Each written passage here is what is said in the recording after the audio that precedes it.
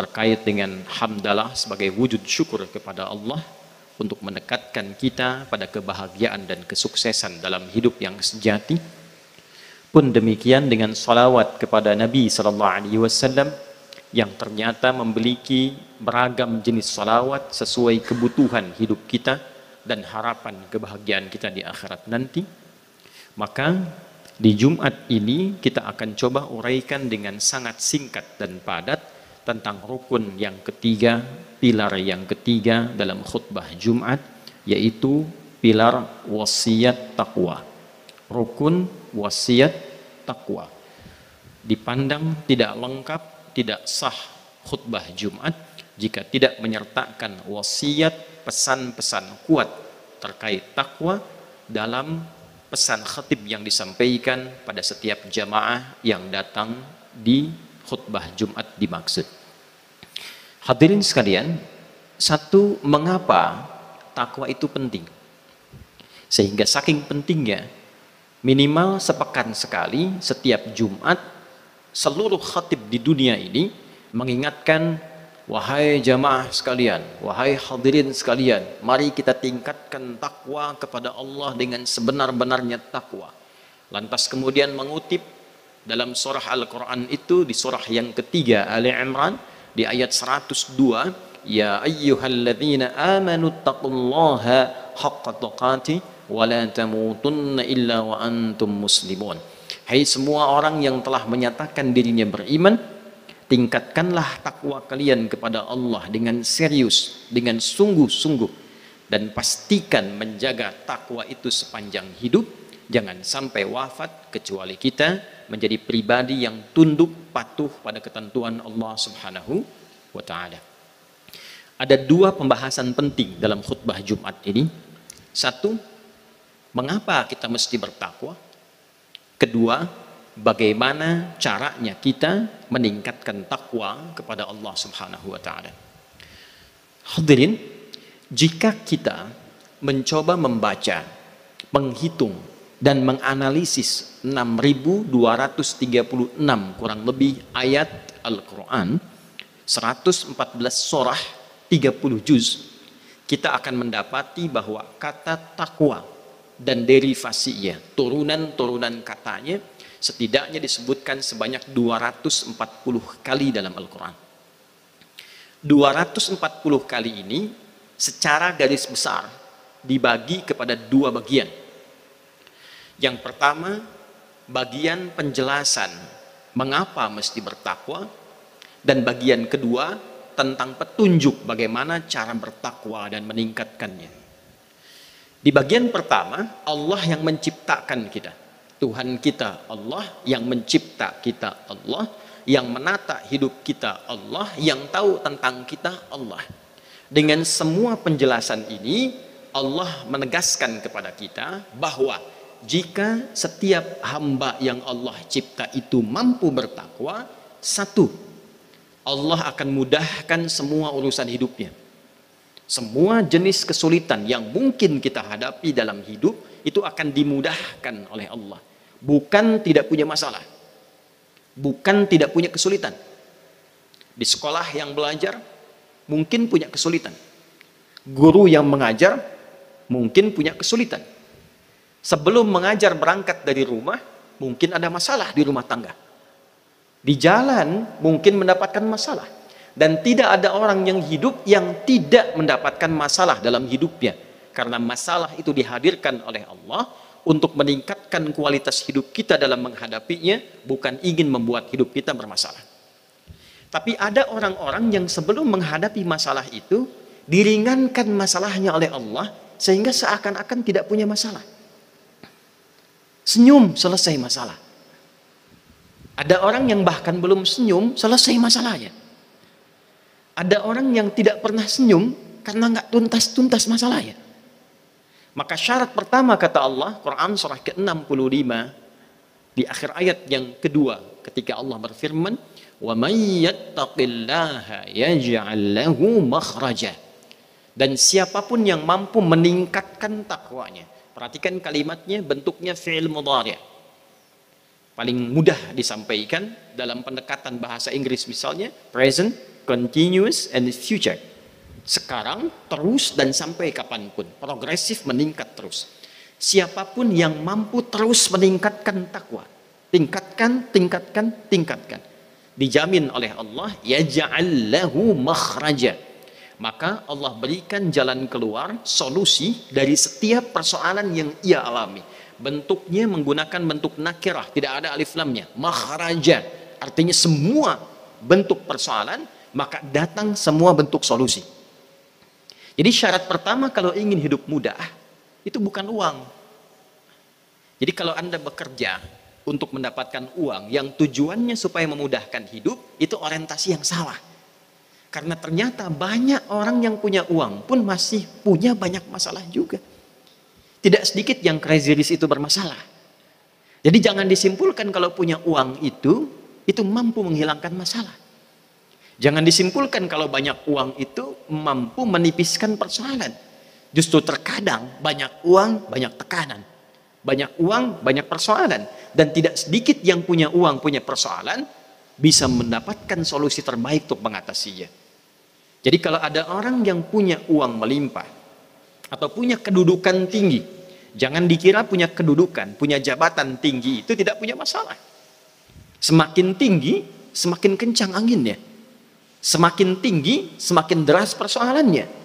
Maka ternyata jika jabatan tinggi, uang banyak, ilmu luas, tapi dengan itu belum tuntas menyelesaikan persoalannya, ada persoalan yang tidak pernah tuntas, bahkan orang lain bisa selesai dengan senyuman, maka kata Al-Quran, cek takwanya.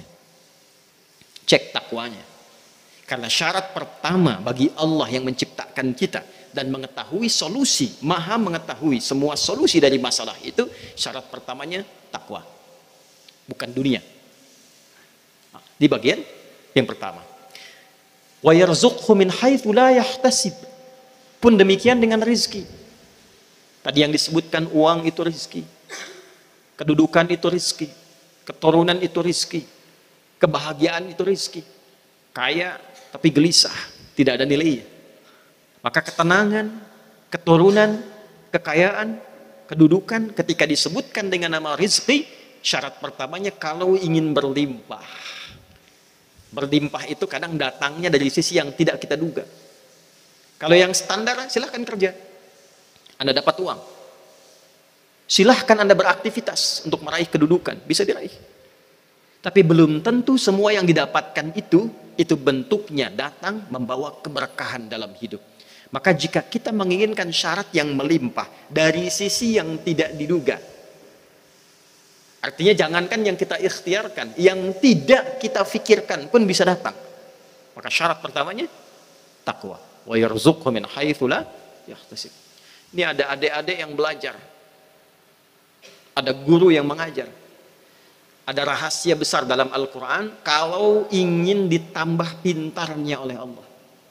Bahkan diajarkan langsung. Seperti Nabi Khidir misalnya. Sekarang hari Jumat kita baca Quran surah Al-Kahf ayat ke-65. Nabi Khidir itu dispesialisasikan oleh Allah dengan kalimat min ladunna ilma. Ilmunya itu diajarkan oleh Allah Subhanahu wa taala. Ya, Khidir. Ada yang menyebutnya nabi, ada yang menyebutnya orang soleh yang bukan nabi. Tapi semua sepakat ilmunya diajarkan oleh Allah. Apa syarat pertama supaya kita dibuat pintar oleh Allah? Kalau pintar standar, adik-adik rajin belajar. Kalau guru ingin pintar, tambah belajar. Tapi kalau ingin melewati batas standar, maka iringi pembelajaran itu dengan meningkatkan takwa kepada Allah Subhanahu wa taala. Di mana ditemukan ayatnya? Quran surah kedua Al-Baqarah di akhir ayat 282. Wattaqullah wa yu'allimukumullah. Dan tingkatkan takwamu kepada Allah, maka Allah akan mengajarkan padamu tambahan-tambahan pengetahuan. Nabi Sulaiman alaihi salam ketika meminta kepada seluruh bagian-bagian rakyatnya, punggawanya, siapa yang mampu memindahkan istana Bilqis di hadapannya, Ifrit berkata, aku mampu sebelum engkau duduk, singgasana berpindah. Tapi ketika Allah pindahkan kepada seorang, yang mampu memindahkan itu hanya dengan sekedipan mata. Sebelum mata berkedip sudah pindah. Siapa orang itu? Kalimat Qur'annya jelas. Seorang hamba yang saleh yang mendapatkan ilmu dari Allah Subhanahu wa taala. Maka takwa bila ditingkatkan, salah satu dari berbagai jenis yang kita bisa peroleh itu bisa meningkatkan kecerdasan, menambah kepintaran. 3. Setiap kita pasti ingin bahagia. Kalau belajar, bahagia. Di rumah, bahagia. Di sekolah, bahagia. Di kantor, bahagia. Syarat pertama bahagia itu ternyata bukan materi dunia. Bukan uang, bukan kedudukan, bukan kemewahan. Quran surah kedua Al-Baqarah di akhir ayat 189. Wattaqullaha la'allakum tuflihun. Tingkatkan takwamu kepada Allah supaya engkau cepat bahagia. Bilal itu uangnya lebih sedikit dibandingkan dengan Sayyidina Utsman bin Affan, tapi bahagia. Bayangkan Bilal cuma azan, tiap hari azan, Allahu Akbar, tapi hidupnya bahagia. Ditawari sepeninggal Nabi menjadi hakim agung, hartanya banyak, uangnya banyak, rumahnya megah, hidupnya mewah. Bilal kemudian pergi bersembunyi supaya tidak menjadi hakim agung, bersembunyi untuk mempertahankan sanad azannya dari Nabi Sallallahu Alaihi Wasallam. Jadi ternyata kemewahan itu belum tentu mendatangkan kebahagiaan, tapi ketakwaan sudah pasti menjamin kebahagiaan pasti bisa kita raih. Itulah sebabnya kalau datang kita Jumat mendengar khatib mengatakan bertakwalah dengan sungguh-sungguh, mari tingkatkan takwa. Artinya apa? Hei yang belum bahagia, ayo kita bahagia. Yang belum sukses, ayo sukses. Yang punya banyak masalah, ayo selesaikan sekarang. Yang belum pintar, pintar. Makanya tidak ada orang masuk Islam kecuali jadi pintar. Tidak ada orang masuk Islam kalau dia mau dagang pasti kaya. Tidak ada orang masuk Islam kalau dia mau belajar pasti jenius. Kapan? Ketika dia benar Islamnya. Kapan? Ketika dia mempraktikkan nilai Islam itu dengan takwa yang sempurna. Maka sekarang pertanyaannya, ya Allah, bagaimana cara kami meningkatkan takwa itu? Bagaimana bertakwa dengan benar? Bagaimana meningkatkannya dengan sempurna? Maka cara bertakwa itu dibagi oleh Allah kepada dua bagian. Dengan singkat dan cepat, satu, ada yang disebut dengan al-bu'dur rabbani, dimensi rabbani, dimensi spiritual, wujudnya ibadah ritual. Salat itu takwa, menghafal Al-Quran itu takwa, puasa itu takwa. Jadi kalau kita saat ini ingin pintar, ingin kaya, ingin punya kedudukan tinggi, ingin bahagia hidupnya, kita tingkatkan takwa. Caranya bagaimana? Perbanyak sholatnya. Maka di situ turun Quran surah kedua Al-Baqarah di ayat 2 sampai 3 itu. Dzalikal kitabu la raiba fi hudal lil muttaqin. Siapa muttaqin orang takwa ini? Ayat 3-nya, alladzina yu'minuna bil ghaibi wa yuqimunas shalat. Nanti lihat di mushaf. Coba lihat tulisan salatnya itu. Alif, lam, shad, lam, waw, fathah tegak, ta marbutah. Bedakan dengan Al-Baqarah ayat 238. Hafizu ala salawat. Alif, lam, shad, lam, waw, alif, ta maftuhah. Al-Baqarah ayat 238. Hafizu ala salawat. Itu artinya salat 5 waktu. Subuh, zuhur, asar, maghrib, isya. 24, 4, 3, 4. Itu standar. Kita jaga. Tapi kalau ingin meningkatkan takwa, tambah dari yang 5 itu.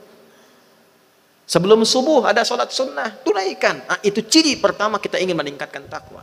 Ketika orang lain hanya yang 5, kita tambah dengan sunnahnya. Sebelum zuhur ada sholat sunnah 4 rakaat, minimalnya 2, tambahkan. Setelah zuhur, setelah Jumat ada 2 rakaat, tambahkan. Setelah maghrib ada 2 rakaat, tambahkan. Setelah isya 2 rakaat, tambahkan. Kalau perlu malamnya tahajud, kalau mampu duhanya dikerjakan. Jika kita mampu menambah itu, yang belajar-belajar, siswa-siswa, murid-murid yang belajar, Allah sudah berjanji akan ditambah kepintarannya. Tidak ada satupun orang pintar di masa dulu kecuali mereka hebat sholatnya. Al-Ghazali, Al-Kindi, Al-Farabi, Ibnu Khuzaimah, Al-Batutah, tarik ke sahabat Nabi Ali bin Abi Thalib, Umar bin Khattab, Uthman bin Affan, Abdurrahman bin Auf, semuanya menjadi pintar dan hebat. Bahkan ada sahabat Nabi yang belajar bahasa asing. Dulu bahasa Persia. Kalau kita sekarang misalnya belajar bahasa Inggris, belajar bahasa Arab, itu cuma 3 hari langsung pintar. Karena apa? Meningkat takwanya. Kedua, Al-Quran. Rajin-rajin baca Al-Quran, banyak menghafal Al-Quran. Riset menunjukkan secara ilmiah, ada penelitian di Inggris, di London, dari seorang doktor yang berasal dari Maroko. Ternyata penghafal Quran itu kalau benar menghafal Qurannya akan meningkat kecerdasan kepintarannya 3 kali lipat dari orang biasa.